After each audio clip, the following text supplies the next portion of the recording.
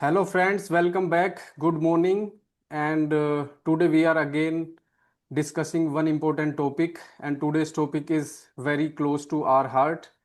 And topic name is Ubermensch. तो पहले हम बात करेंगे कि Ubermensch क्या है, उसकी फिलोसफी क्या है, फिर कुछ पर्सनल एक्सपीरियंसेस हम डिस्कस करने की कोशिश करते हैं और उसके बाद डिस्कस करेंगे क्या हम इंडियन सर्कमस्टांसिस में इस चीज़ को रिफ्लेक्ट कर सकते हैं, देख सकते हैं, और क्यों ये नेसेसरी है कि हम इन सब चीज़ों के बारे में डिस्कस करें और उस तरीके की फिलोसफी को अडॉप्ट करने की कोशिश करें। तो आज हमारे साथ दोबारा से हैं रोहित।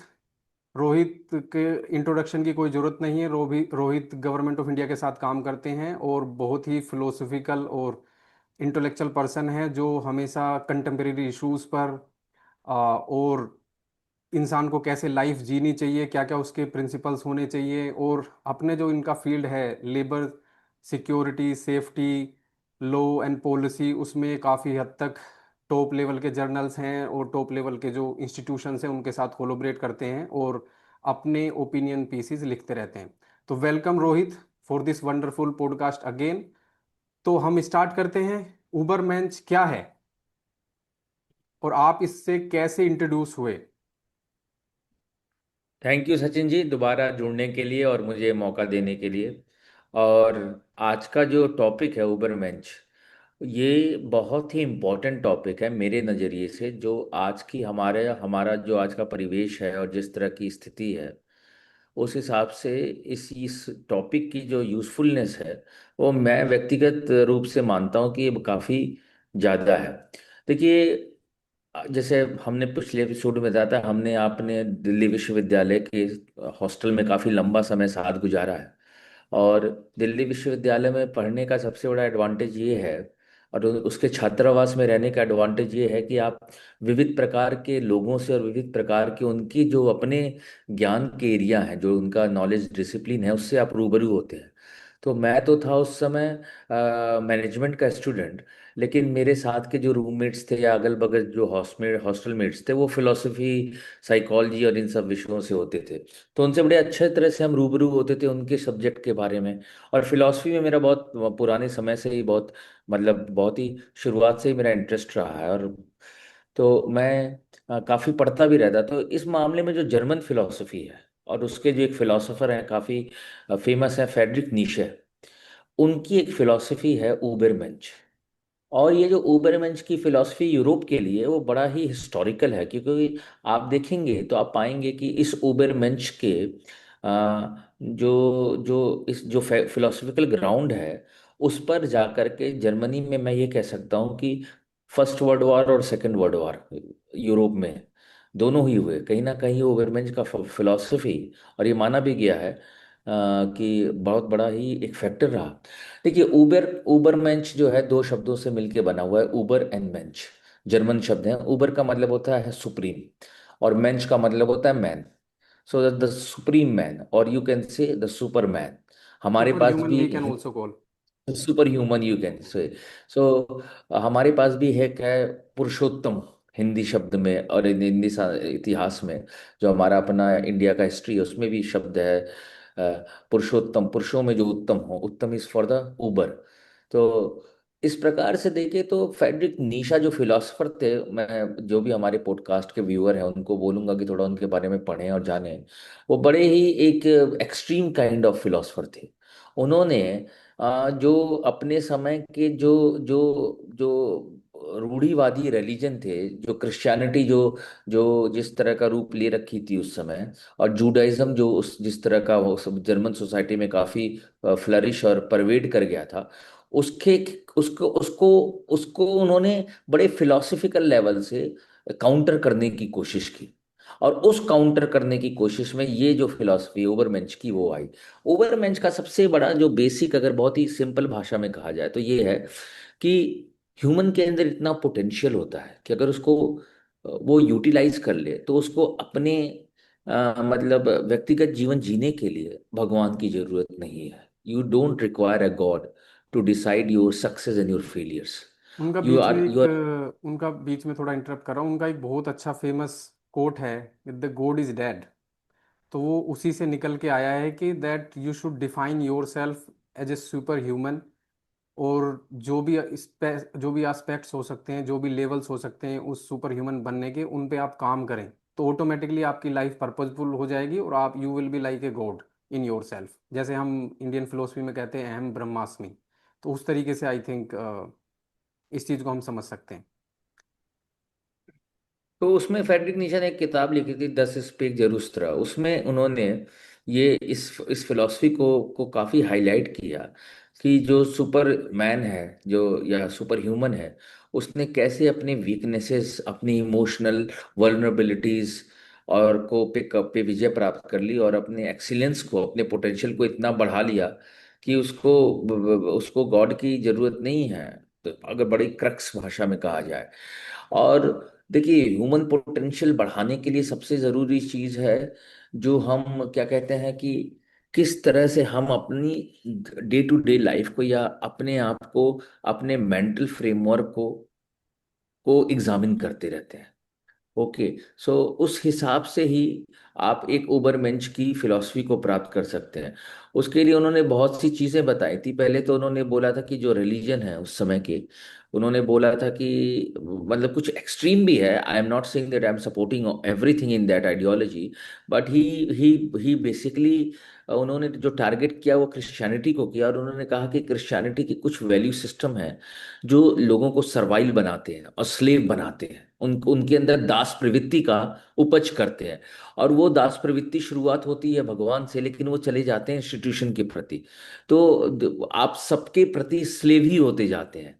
तो इस प्रकार से उन्होंने कहा कि सबसे जरूरी है कि हम अपने आप को फ्री करें।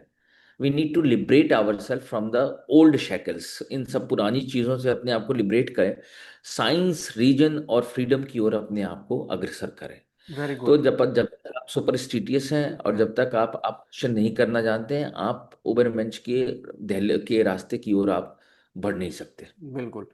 तो इसी से, हाँ, आपने बहुत अच्छे तरीके से इसको एक्सप्लेन किया कि ऊबरमेंश क्या है। और मैं भी इस फिलोसफी को अप्रिशिएट करता हूँ डीपली, क्योंकि जब आप किसी चीज़ को, जब आप सोचेंगे कि आपका एग्जिस्टेंस क्या है, आप क्या करने इस दुनिया में आए हैं, और क्या कुछ आप वैल्यू ऐड कर सकते हैं, क्या कुछ आप इम्पैक्ट क्रिएट कर सकते हैं, क्या किसी की ज़िंदगी में बेहतरी ला सकते हैं, या फिर किसी और की ज़िंदगी से पहले क्या आप अपनी ज़िंदगी को भी बेहतर बना सकते हैं।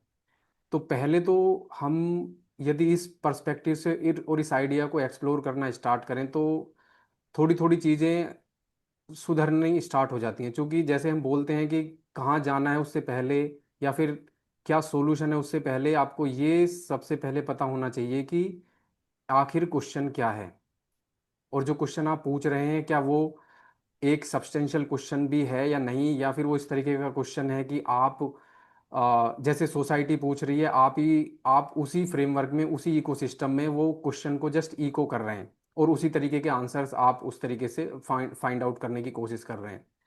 तो इन सब चीज़ों को देखते हुए जब आप ओरिजिनलिटी की तरफ, इंडिविजुअलिटी की तरफ, और आप क्या फील करते हैं उसको एक्सप्रेस करने की तरफ आते हैं, तो that becomes a very first steps that you are taking towards this philosophy of Ubermensch.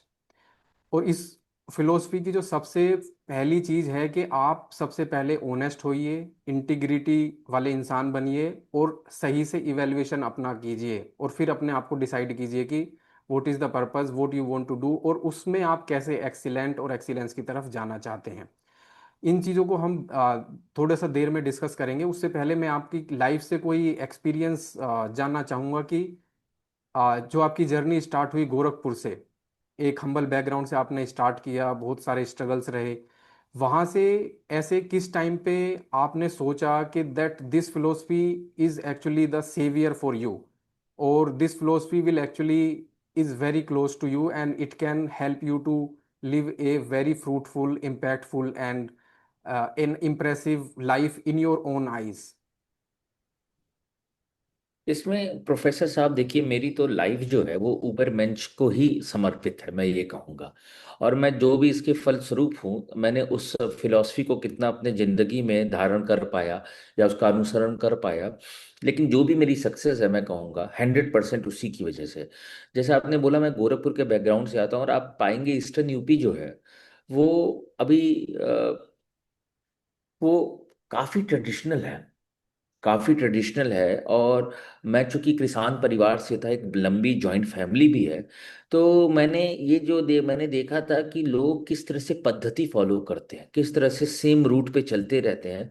और चूंकि एक बड़ा एग्रीकल्चरल एक्सटेंडेड फैमिली होने की वजह से आपके पास more than a dozen cousins होते हैं। आप उनको देखते हैं, मोर देन डजन्स रिलेटिव्स होते हैं।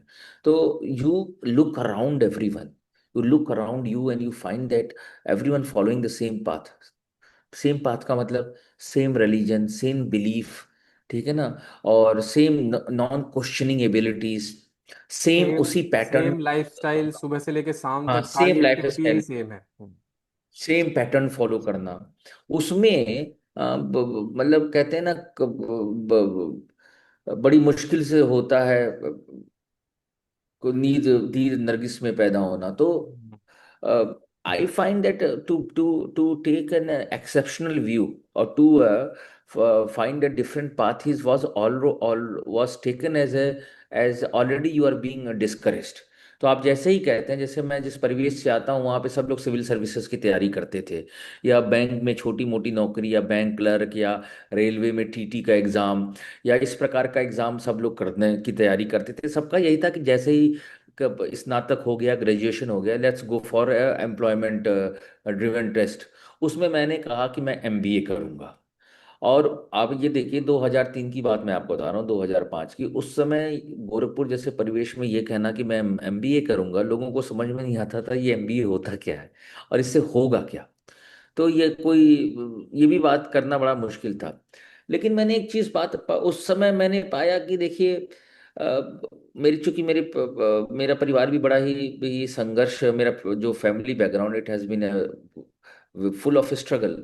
तो मैंने यही पाया कि भगवान का एक आसरा एक लिमिट तक है। See, God is there only as a placebo. अगर मैं आपसे कहूँ, प्लेसेबो का मतलब होता है कि जैसे आपको एक मीठी गोली खिला दें कि ये खा लो और कहते हैं कि इससे तुम्हारा सारा दर्द सही हो जाएगा, आप वो मीठी गोली खा करके बैठ जाते हैं। लेकिन god is also waiting for you to assert your self. देखिए, आपको समझने की कोशिश करनी पड़ेगी कि भगवान ने आपको, अगर आप भगवान में विश्वास करते हैं और उसके इंटेलिजेंट डिजाइन में विश्वास करते हैं, तो भगवान ने आपको बड़ा यूनिक स्पेशी बनाया। It has granted you the power of language, the power of intellect.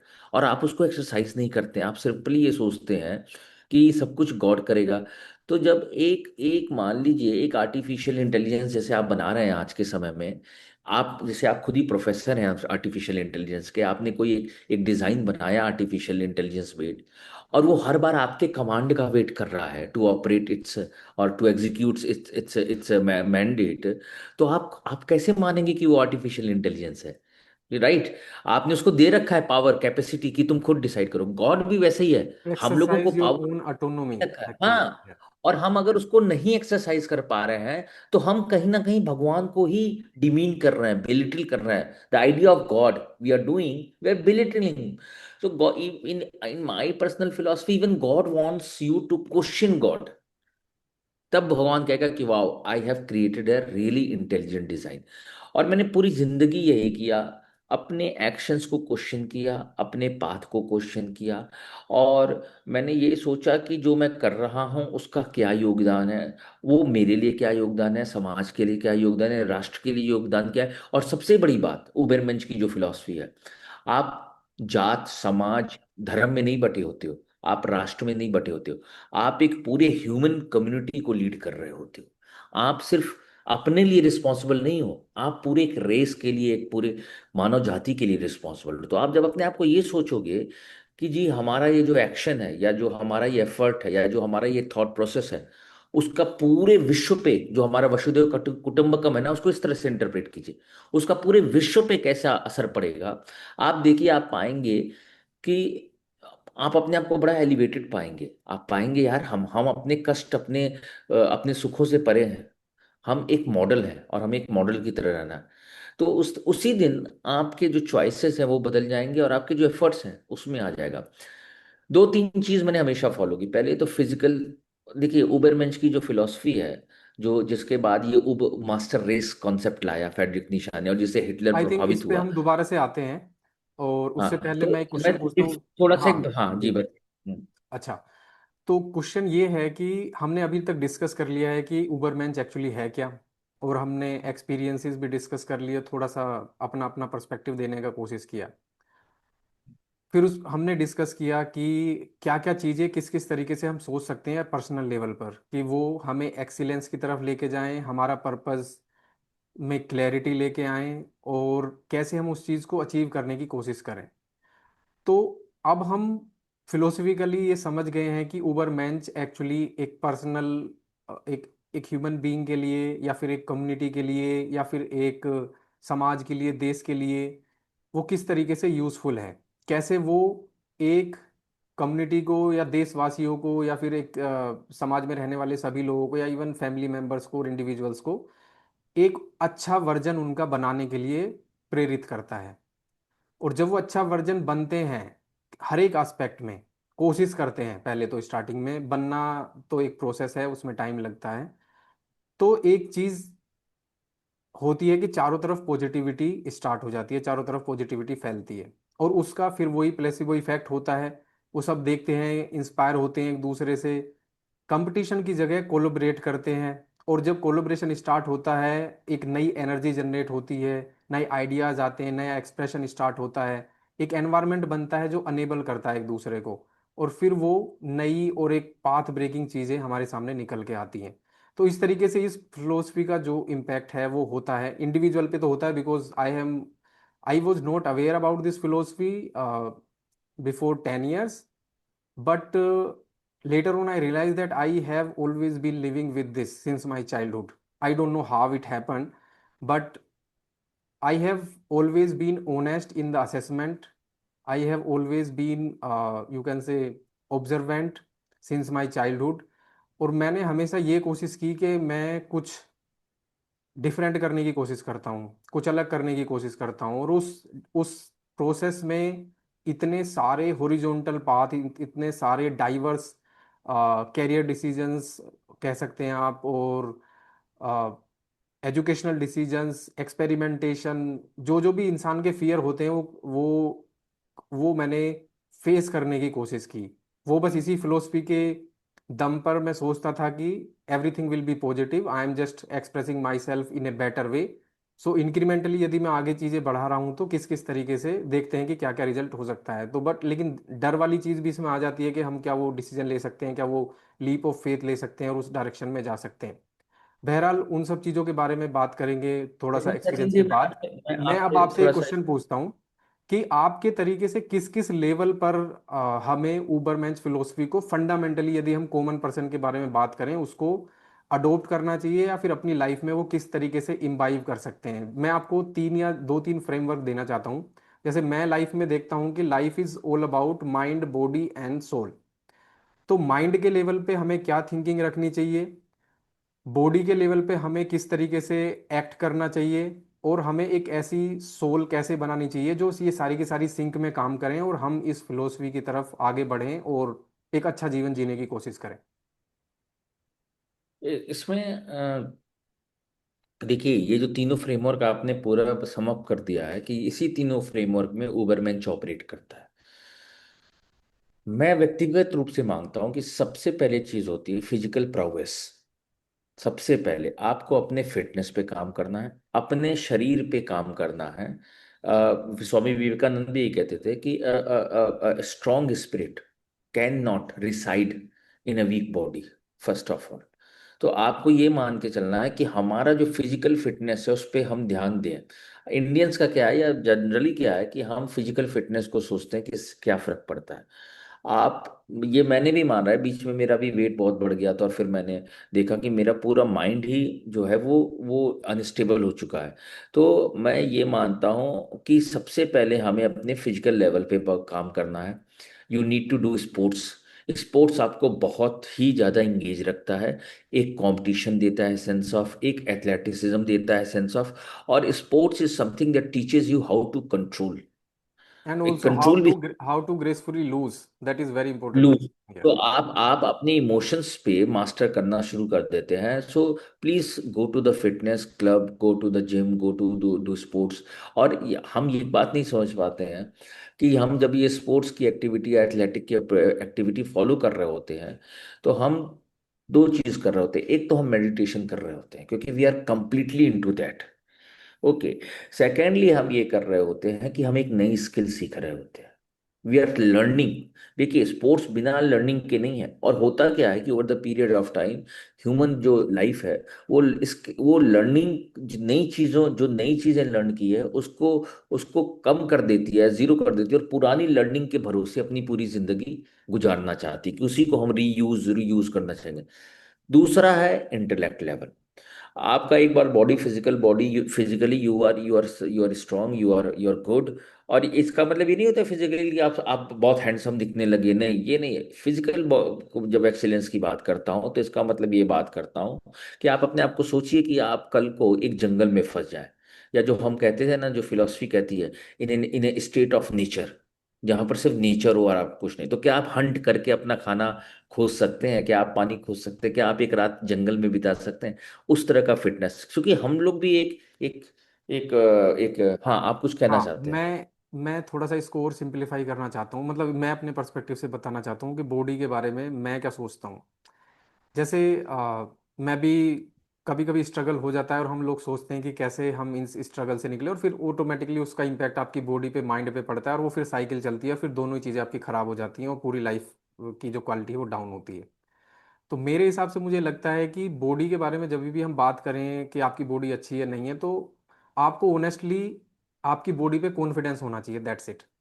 इसका मतलब ये नहीं है कि आपने सिक्स पैक ऐप बना लिए, ये बना लिए, नहीं, कुछ Yes. नहीं। आपको अपनी बॉडी पे ऑनेस्टली कॉन्फिडेंस है या नहीं। आप रनिंग कर सकते हैं, आप ये कर सकते हैं, आप भाग सकते हैं, आप डायनेमिक हो सकते हैं, आप अजाइल हैं, इस तरीके की चीज़ें।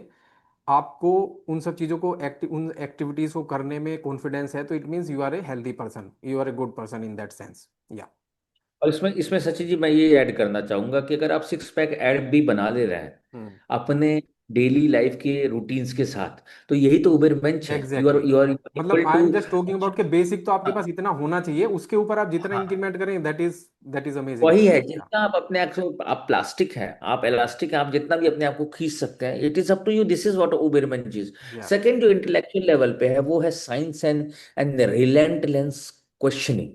और हमारा एटीट्यूड होना चाहिए कि हम किसी भी चीज को से सोचे तो हम थोड़ा सा साइंटिफिक और रैशनल बैकग्राउंड से सोचे।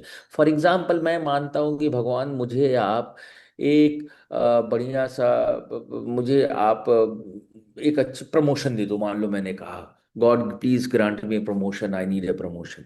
फिर मैं सोचता हूँ कि यार, भगवान के पास इतना टाइम है कि वो मेरे प्रमोशन को करे, जब मैं देख रहा हूँ कि इतने सारे युवा बेचारे धक्के खा रहे हैं नौकरी के लिए। They are appearing in the exam and they are qualifying it, they are going it, and they just want to have an job. सो ये सब चीजें, या आप ये सोचिए कि भगवान मुझे स्वस्थ रखो प्लीज, बट आप स्वस्थता के लिए कोई काम ही नहीं कर रहे हो। So the moment you start examining your own thoughts and your relation with God, ठीक है ना, ये एक पहल है। दूसरा है साइंटिफिक अप्रोच, जो है वो कॉर्नर स्टोन है, कि आपको साइंस और रीजन को अपना ये मानना है कि ये दो हमारे आंखें हैं, इनके सिवा मैं कोई भी अपने वर्ड के आसपास नहीं देखूंगा। तीसरा आया स्पिरिचुअल लेवल।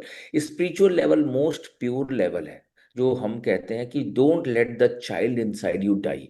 अपने अंदर के बच्चे को नहीं मरने। You have to be curious, you have to be positive, you have to be fresh about everything, try to accept everything.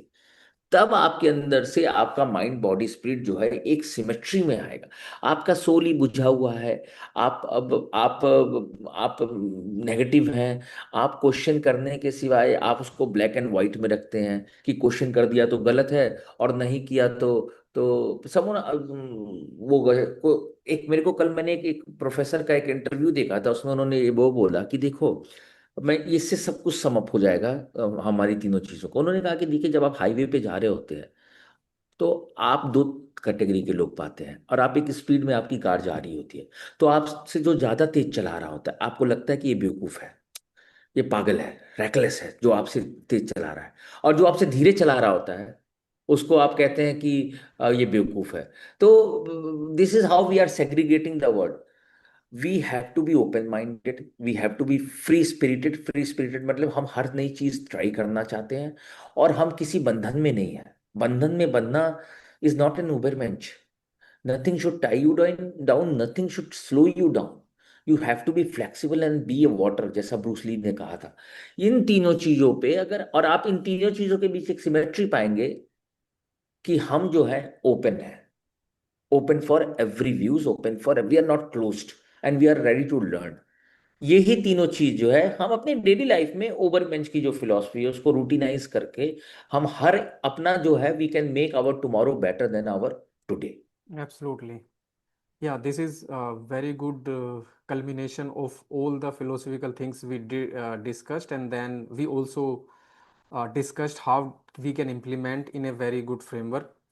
So, अब हम यदि सोचें अपनी लाइफ में, अच्छा मैं एक पर्सपेक्टिव बताने की कोशिश करता हूँ। जैसे अभी आपने हाईवे का एग्जांपल दिया कि हम लोग एक ही डायरेक्शन में जा रहे हैं, उसी तरीके से जा रहे हैं, तो मुझे एकदम से ध्यान आया, जो मैं भी वो एनालॉजी यूज़ करता हूँ कि आपने 16 लाइंस का हाईवे बना लिया, लेकिन जो उसका आउटलेट है जब आप वो सिटी के अंदर आता है तो वो ओनली 4 लाइंस है। तो फिर आप देखेंगे जो गवर्नेंस मॉडल है वो ऑटोमेटिकली वो लगता है कि आपने स्पीड इंक्रीज कर दी, लेकिन उस चेक चोक पॉइंट पे आने के बाद हर चीज़ उतनी तरीके से स्टॉप हो जाएगी और उसी स्लो स्पीड में चलेगी। तो मेरा मानना ये है कि हमें अपने जो सिटीजन्स हैं उनको एम्पावर करना चाहिए। उनका एम्पावरमेंट इन टर्म्स इस तरीके से करना चाहिए कि वो अपनी जो नॉलेज है, अपनी जो क्रिएटिविटी है, अपना जो एक्सप्रेशन है उसको एक्सप्रेस कर सकें और मोरली भी ग्राउंडेड रहें। उस तरीके से हमें उनकी लाइफ का हर एक एस्पेक्ट को कंट्रोल करने की कोशिश नहीं करनी चाहिए, और जिसकी वजह से सारी प्रॉब्लम होती है और सारा हम जो इंडिविजुअल पोटेंशियल है, एक कम्युनिटी का पोटेंशियल है, सारा का सारा लूज करने की कोशिश करते हैं। और ऊबरमैंच इसी के बारे में बात करती है कि यदि हम हर एक पर्सन ऊबरमैंच अपने आप को अच्छा एक्सप्रेस करने की कोशिश करेगा किसी भी एस्पेक्ट में, माइंड बॉडी एंड सोल के, तो आप देखेंगे वो ऑटोमेटिकली एक अच्छा ह्यूमन बीइंग बनने की तरफ बढ़ जाएगा और वो सेल्फ मैनेजिंग होगा, उसको मैनेज करने की जरूरत नहीं पड़ेगी, और जितने भी मॉडल्स हैं, जितने जिस जो रेस्ट्रिक्ट करते हैं वो ऑटोमेटिकली ऑब्सलीट हो जाएंगे।